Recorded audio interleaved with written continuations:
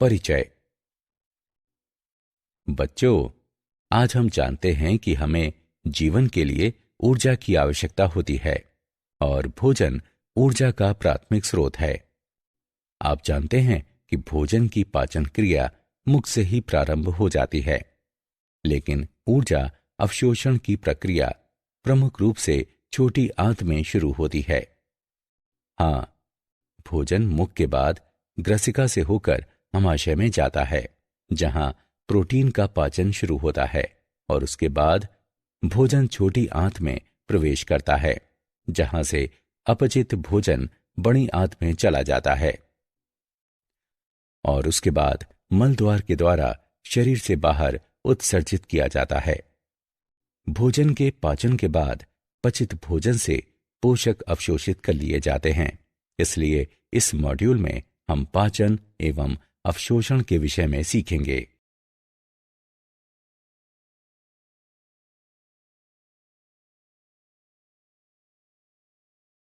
उद्देश्य। इस पाठ के अंत में आप निम्न करने में सक्षम हो जाएंगे: पाचन तंत्र का वर्णन करना, भोजन के पाचन का वर्णन करना, पचित भोजन के अवशोषण की व्याख्या करना, पाचन तंत्र के विकारों का वर्णन करना।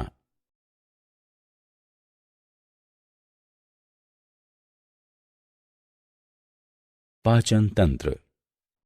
मनुष्य के पाचन तंत्र में आहार नली एवं पाचक ग्रंथियां होती हैं। आहार नली विभिन्न व्यास वाली एक नलिका यानी ट्यूब होती है।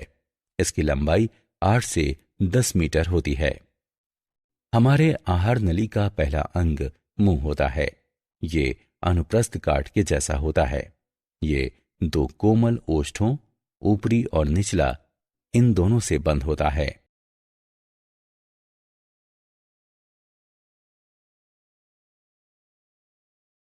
मुख या मुख गुहा एवं तालु। मुख या मुख गुहा, इसमें पर्याप्त जगह होती है, जो ऊपर से तालु, नीचे से गले और दोनों किनारों पर जबड़े से घिरी होती है। तालु ये मुख गुहा के छत का काम करती है तथा इसको नासिका कोश से अलग करती है।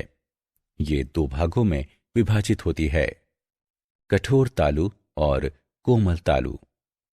कठोर तालु, इसे अस्थियों द्वारा सहारा प्रदान किया जाता है और इस पर झुर्रियां कहलाने वाले अनुप्रस्थ कटक होते हैं। ये चर्वण के दौरान भोजन को सही स्थिति में रखते हैं। कोमल तालु, ये तालु का पश्च भाग है। इसकी चिकनी सतह के कारण भोजन निगलना आसान हो जाता है। इसका पश्च स्वतंत्र सिरा एक छोटे से फ्लैप, अली जिह्वा या मृदु तालु के रूप में नीचे लटकता रहता है।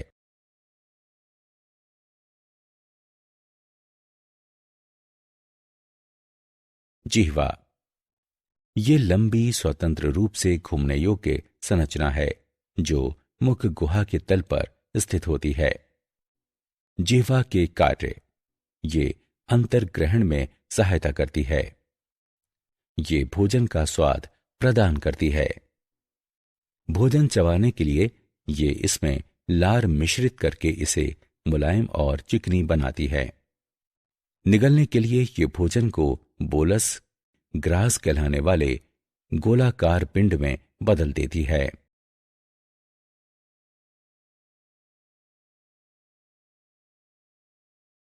दांत। दांत अर्धवृत्ताकार चाप के रूप में दोनों जबड़ों पर स्थित होते हैं। दांत गर्तिका या दंत कोष्टिका कहलाने वाली गर्त में अंतः स्थापित होते हैं। दांत 2 समूहों में निकलते हैं: अस्थायी दांत या दूध के दांत यानी पाती दांत और स्थायी दांत। मानव दांत द्विबार दंती होते हैं क्योंकि मनुष्यों में दूध के दांत स्थायी दांतों से प्रतिस्थापित हो जाते हैं। दांत 4 प्रकार के होते हैं: कृंतक, रदनक, अग्र चणवर्णक और चरोणक। स्थायी दांत समूह में 32 दांत होते हैं। अक्षर I, C, पी, एम और एम क्रमशः कृंतक, रदंतक, अग्र, चर्वणक और चर्वणक को दर्शाते हैं।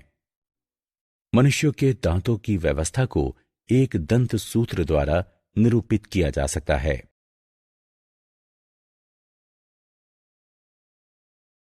ग्रसनी। ग्रसनी एक छोटे आकार वाला शंक्वाकार भाग है जहां भोजन और वायु मार्ग एक दूसरे को काटते हैं। इसमें निम्न छिद्र होते हैं: दो नासा छिद्र या आंतरिक रंध्र, दो यूरेस्टिकी नलिकाओं के छिद्र, ग्रासिका ग्रास नली का छिद्र, श्वासदार कंठ या श्वास नली का छिद्र और ग्रसनी में मुख गुहा का छिद्र। नासा ग्रसनी नासा कक्ष के पीछे स्थित होती है और इसमें आंतरिक रंध्र होते हैं। मुख ग्रसनी मुख गुहा के पीछे स्थित होती है और ये भोजन ग्रास का मार्ग है। ग्रसनी काकल ग्रसनी का सबसे निचला भाग है और इसमें दो छिद्र होते हैं: श्वासद्वार और ग्रासिका।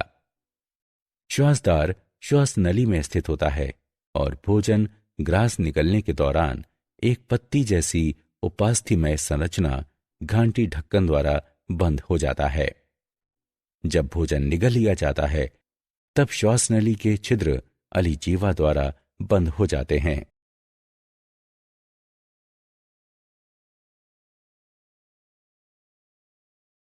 अमाशय।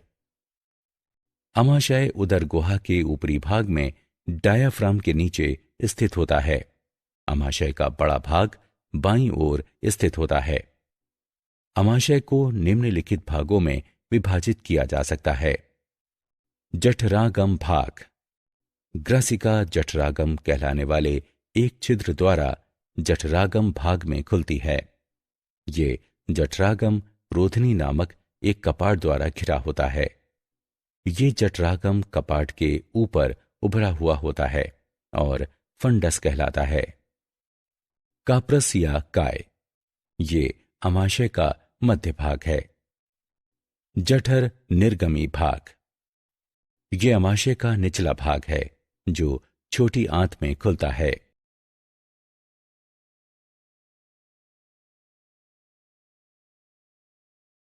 छोटी आंत। छोटी आंत लगभग 6 मीटर लंबी और 1 इंच व्यास वाली लंबी नली होती है। ये उदर गुहा में कुंडलित स्थित होती है। छोटी आंत में 3 भाग होते हैं: ग्रहणी, अग्र क्षुद्रांत और क्षुद्रांत। ग्रहणी आंत का पहला भाग है जो लगभग 25 सेंटीमीटर लंबा और यू आकार का होता है। अग्र क्षुद्रांत लगभग 2.5 मीटर लंबी और ग्रहणी की तुलना में संकरी होती है। अग्र क्षुद्रांत और क्षुद्रांत में स्पष्ट कटखंडन नहीं होते हैं।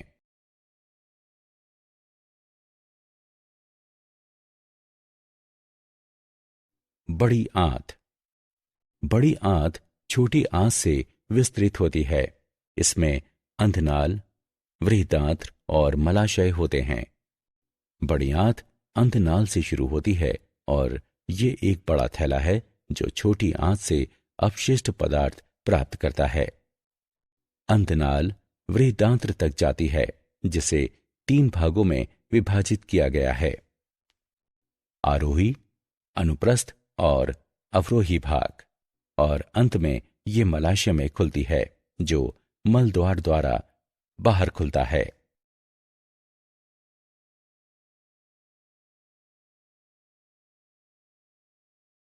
आहार नाल की दीवार में स्तर।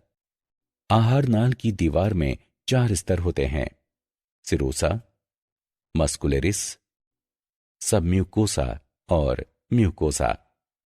सिरोसा सबसे बाहरी परत है जो कुछ संयोजी ऊतकों से बनी होती है। पाचन तंत्र में मस्कुलरिस आंतरिक वर्तुल और बाह्य अनुदैर्ध्य चिकनी पेशियों की बनी होती है।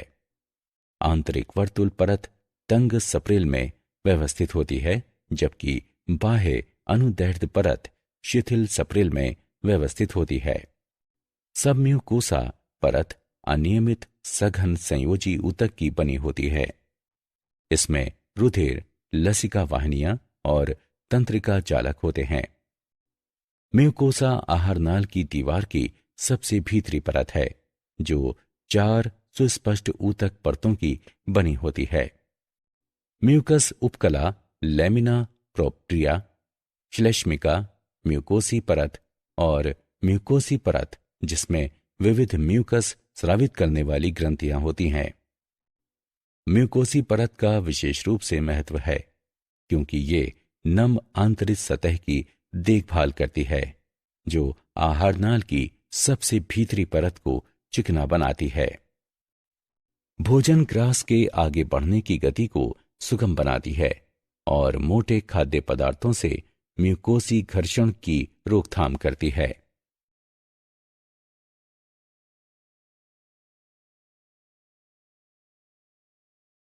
पाचन ग्रंथियां। आहारनाल से संबंधित 3 पाचन ग्रंथियों में लार ग्रंथियां, यकृत और अग्नाशय शामिल होते हैं। 3 जोड़ी लार ग्रंथियां होती हैं, जो कर्णपूर्व, अधोजंभ या अवचिंबुकीय और अधोजिह्वा हैं। ये लार स्रावित करती हैं, जो वाहिनियों से होकर मुख में पहुंचती हैं। लार में एमाइलेज एंजाइम होता है, जो स्टार्च के जल अपघटन को उत्प्रेरित करता है। यकृत शरीर की सबसे बड़ी ग्रंथि है। ये उदर के ऊपरी भाग में ठीक डायाफ्राम के नीचे स्थित होता है। यकृत पालिका यकृत की संरचनात्मक इकाई है और इसमें यकृत कोशिकाएं होती हैं। प्रत्येक पालिका को आच्छादित करने वाला पतला संयोजी ऊतक ग्लिनसस पालिका कहलाता है। पित्तरस यकृत की कोशिकाओं द्वारा स्रावित किया जाता है और पित्ताशय में जमा होता है। पित्तरस पीला, हरा, प्रकृति में क्षारीय होता है। पित्त वसा का इमल्सीकरण करता है, जिससे उसे छोटे कणों में तोड़ने में मदद मिलती है। पित्ताशय की नलिका और यकृत नलिका मिलकर मूल पित्त वाहिनी बनाती हैं। अग्नाशय शरीर का दूसरा सबसे बड़ा भाग है। ये अग्नाशयी रस स्रावित करता है, जिसमें पाचन एंजाइम होते हैं। इनमें प्रोटीन के विखंडन के लिए ट्रिप्सिन और काइमोट्रिप्सिन तथा पॉलीसैकेराइड इत्यादि के विखंडन के लिए एमाइलेज शामिल हैं।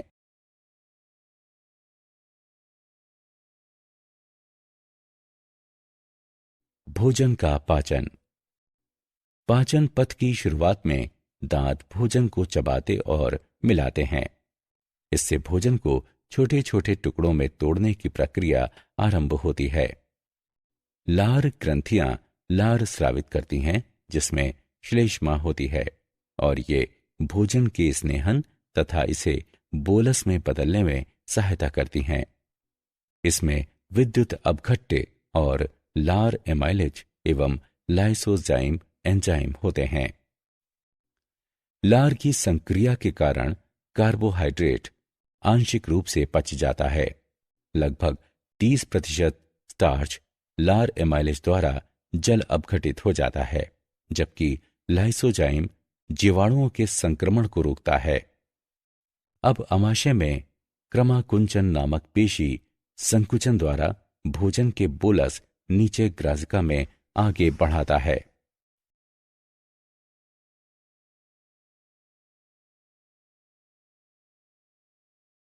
भोजन का पाचन।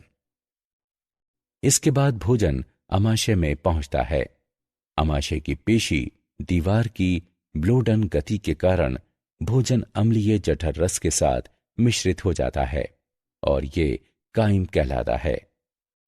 आमाशय का अस्तर हाइड्रोक्लोरिक अम्ल तथा प्रोटीन का पाचन करने वाला पेप्सिन नामक एंजाइम उत्पन्न करता है। काइम भोजन जठर निर्गम अवरोधी या वाल्व के माध्यम से धीरे धीरे छोटी आंत में पहुंचता है। छोटी आंत को 3 भागों में विभाजित किया गया है: गृहिणी, अग्र क्षुद्रांत और क्षुद्रांत। कायम यकृत से निकलने वाले पित्त अग्नाशय के पित्ताशयी रस और एमाइलेज पाचन रसों के साथ मिल जाता है तथा अन्य आंत्रीय एंजाइम जैसे कि माल्टेस, लैक्टेस और सुक्रेस कायम को विखंडित कर देते हैं। पेप्टाइड्स अमीनो अम्लों में, लिपिड्स वसा अम्लों एवं ग्लिसरॉल में तथा कार्बोहाइड्रेट शर्करा एवं ग्लूकोज में विखंडित हो जाते हैं।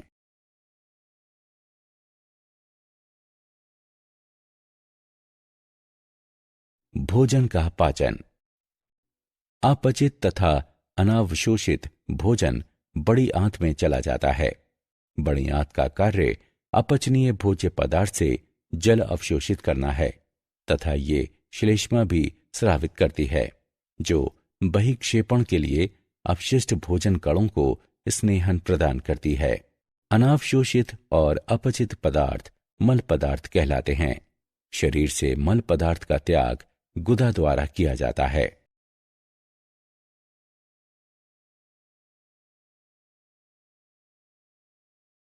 पाचित उत्पादों का अवशोषण। अंतिम उत्पादों का जठरांत से रुधिर या लसिका तक का परिवहन अवशोषण है। पॉलीसेकेराइड्स के विखंडन द्वारा उत्पन्न मोनोसेकेराइड्स जैसे कि ग्लूकोज, गैलेक्टोज तथा फ्रक्टोज का परिवहन विसरण या सक्रिय परिवहन को सुगम करके आंत की उपकला तक किया जाता है। सरल विसरण प्रक्रिया द्वारा शर्करा रक्त प्रवाह में पहुंचती है। जल का परिवहन परासरण प्रवणता द्वारा किया जाता है।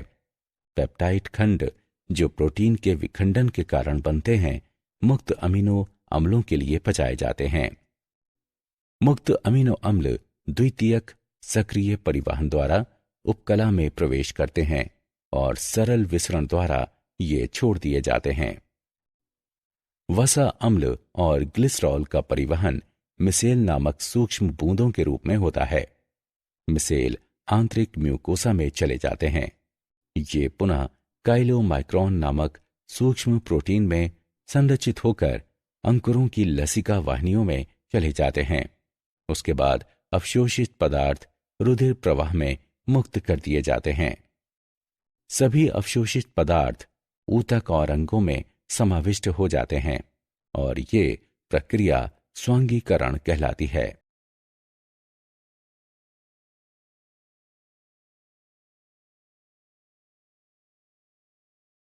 पाचन तंत्र के विकार। पाचन तंत्र के सामान्य विकार हैं पीलिया। रुधिर प्लाज्मा में पित्त वर्णकों के संचय के कारण त्वचा और नेत्र पीले रंग के दिखाई देते हैं। पित्त वर्णक लाल रुधिर कोशिकाओं के विखंडन के कारण यकृत द्वारा उत्पन्न किए जाते हैं। वमन आमाशय में संग्रहित पदार्थों का मुख से बाहर निकलने की क्रिया है। प्रवाहिका मल त्याग की अपसामान्य बारंबारता और मल का पतला हो जाना।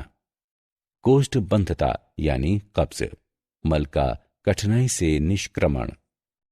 अपच पाचन की सामान्य प्रक्रिया में बाधा के कारण पेट भरा भरा महसूस होता है। अपच का कारण एंजाइम स्राव में कमी, व्यग्रता, अधिक भोजन करना एवं मसालेदार भोजन है।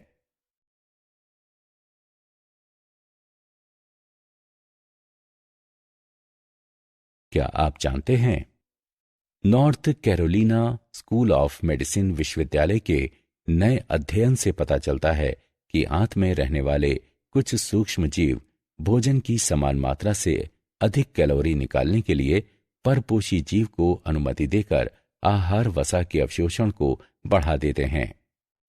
एलईडी फोटोथेरेपी प्रणाली का उपयोग भारतीय अस्पताल में किया जाता है। इसमें पीले रंग के प्रकाश का उपयोग नवजात शिशुओं में पीलिया के उपचार के लिए किया जाता है।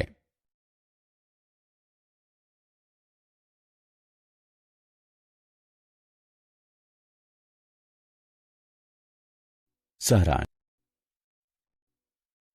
आइए हमने जो कुछ सीखा है उसे संक्षेप में दोहराएं।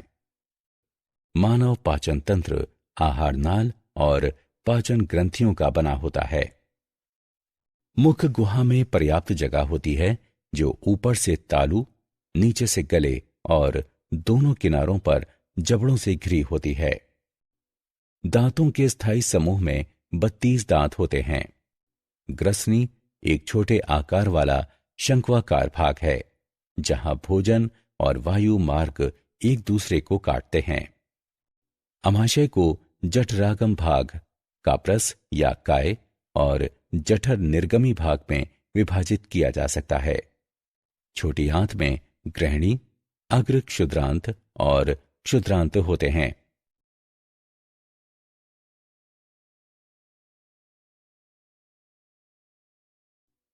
बड़ी आंत में अंधनाल, वृहदांत्र और मलाशय होते हैं।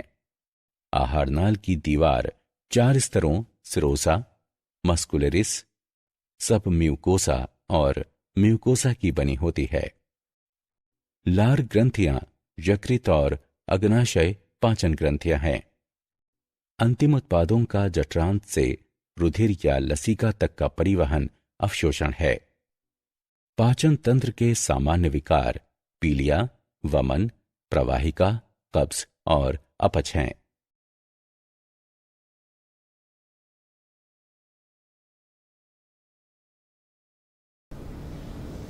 Hey guys, welcome back to YouTube channel. I am Om Prakash Saini और आज हम जो अनाउंस करने जा रहे हैं वो हमारा व्हाट्सएप नंबर है जिसके माध्यम से हम आप तक विभिन्न प्रकार के आपकी आवश्यकता के अनुसार नोट्स उपलब्ध करवाएंगे। आपको अपना सब्जेक्ट और क्लास लिखकर हमें व्हाट्सएप करना है। आपको तुरंत आपके सब्जेक्ट के और आपकी क्लास के पूरे नोट्स जो भी अवेलेबल होंगे वो सेंड कर दिए जाएंगे। हमारे जो व्हाट्सएप नंबर रहेंगे वो हैं 86 96 60 85 41। आप इस नंबर पर हमें व्हाट्सएप कर सकते हैं। आप इस पर कॉल ना करें, कॉल रिसीव नहीं कर पाएंगे क्योंकि काफ़ी स्टूडेंट्स होते हैं वो कंटिन्यूसली इस पर कॉल करते हैं।